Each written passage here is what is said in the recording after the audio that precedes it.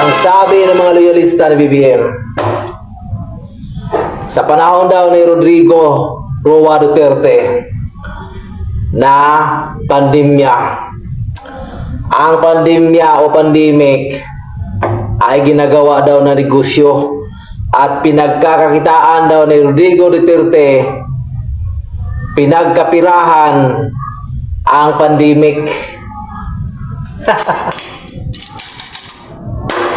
Napakagaling ng mga spekulasyon ditong mga loyalista ni BBM na hanggang ngayon mga ugok at mga uplok. Matanong ko lang sa inyo, bakit buhay pa kayo hanggang ngayon at nagrereklamo sa kanyang serbisyo?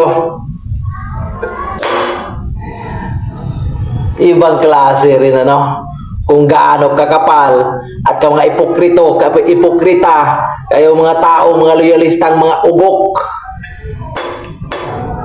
Ginagawang negosyo, pinagkakitaan ang pandemya. Sa inyo bang mga sarili, hindi ba kayo nakinabang? Sa inyo bang sarili, hindi ba kayo tumanggap ng ayuda?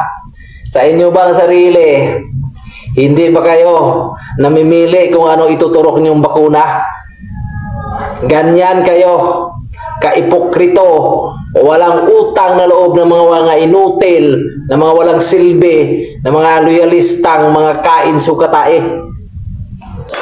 Kung tutuusin, si Duterte lang ang nakakagawa ng mga build project na konkreto kahit na sa gitna ng krisis ng pandemya. At yan ay hindi pinasisungalingan. Walang kasinungalingan at nararamdaman at nakikita natin. Pero kayong mga loyalistang mga ugok at mga bugok, mga inutil, mga bubot tanga, ang gusto nyo lang mag-unlimited droga. At sasabihin ninyong si Duterte ay kurap at walang pakialam, mamamatay tao at kriminal. Ito lang sasabihin ko sa inyo. Kung kriminal pa siya at wala siyang pakialam sa buhay ng mga Pilipino, bakit pahayaan niyang mag-lockdown ang buong Pilipinas? Bakit pa hahayaan niyang magutom ang mga tao? Bakit pa niya hayaang magbigay ng mga ayuda sa buong Pilipinas kung siya ay kurap, kriminal at walang pakialam sa buhay ng mga tao? Kung doon pa lang sa pagsimula ng pagputok ng pandemya sa China na virus, dapat hinahayaan na niya at wala siyang pakialam. Hindi na siya nag-declare pa ng lockdown para maubos tayong lahat sa Pilipinas at walang matira. Yan ang isipin yung mabuti at pagbulay-bulayan nyo sa utak ninyo kung saan nilalagay ang inyong mga sentimento, sentido komon na hanggang ngayon ay puro ugok at kabubuhan pa rin ang pinapairal ninyo sa utak ninyo. Kung ako presidente kriminal o walang pakialam sa buhay ng mga tao, bakit ko pa kayo papakainin, paayudahan? Magpapadala ako ng mga katerbang tunil-tuniladang mga injeksyon na bakuna para lang hindi kayo apektado sa virus. Ngayon nyo sagutin kung gaano kayo ka mga bubo, tanga, ugok, uplok na loyalista ni BBM. Sa panahon ni Duterte, sasabihin yung pinagkakakitaan. Ito lang magiging example. Naglabas ang DOH noon na ang bakuna ng baboy ay pwede ibakuna sa tao. Tinatawag itong bakunang ivermectin.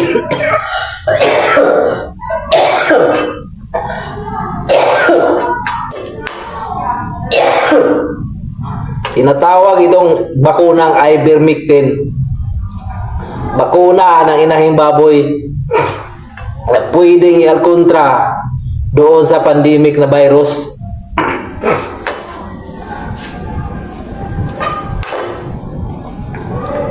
Kung wala pang kwenta ang Presidente si Duterte, kung wala pang pakialam sa buhay ng mga tao, yun ang ipapagamit niya. Dahil mas mura pa at pwede niyang magamit ang budget sa buong Pilipinas, makabulsa pa siya kung magkaganon. Pero mas pinili ni Duterte ang Pfizer, ang sa Russia, ang sa Japan at sa China na bakuna. Dahil mas mahalaga sa kanya ang buhay ng mga tao sa Pilipinas. Hindi talaga kayo nagsusuri o nag-oobserba o ewan ko kung nakikita na binabalitaan halos araw-araw nagbibigay ng babala ang presidente nating si Rodrigo Duterte, nagbibigay ng payo, nagbibigay ng mga pagpreskon, lahat mga notice para sa ating kaligtasan. Pero ngayon nawala na siya at nakulong sa ICC. Inaakala ninyo kriminal na? Inaakala ninyo maraming pinapatay? Paijiki-ijiki pa kayong nalalaman, mga ugok! Ang sistema sa drugang kalakalan ng mga puser, ng mga drug lord o sa pinakababa na klase tao. Ang ijiking nalalaman ninyo na sinasabi ninyong patayan, hindi kay Duterte na uugnay lahat. Dahil mas marami at mas madalas at karamihan sa mga nangyayaring patayan ay double cross at traiduran. Matagal na ang vigilant killing na pangyayari. Wala pa yan sa panahon ni Duterte. Noon pa sa panahon ni Marcos at hanggang ngayon patuloy ang vigilant killing. Bakit? Isa sa number 1 na mga suspect sa EJK killing ay mga NPA. Yan ang numero 1 gawain ng NPA, ang EJK. At sila ang pinaka-eksperto numero 1 nangunguna sa pagpatay ng tao. Sino pinapatay nila? Ang kasundaluhan natin na sinasabi ninyong mga Marines na walang silbi. Ganyan kayo ka mga ugok at bubot tanga na ang pinapanigan ninyo ay mga adik at kriminal, kidnapper at mga kaso ay rebellion at convicted. Kaya ang masasabi ko sa inyo mga loyalistang tanga ni BBM, hanggang ngayon mamatay na lang kayo, maiiwan ninyo at ipapamana sa inyong mga apot kapapu-apuhan, mga anak, ang inyong kaubukan, mga mangmang.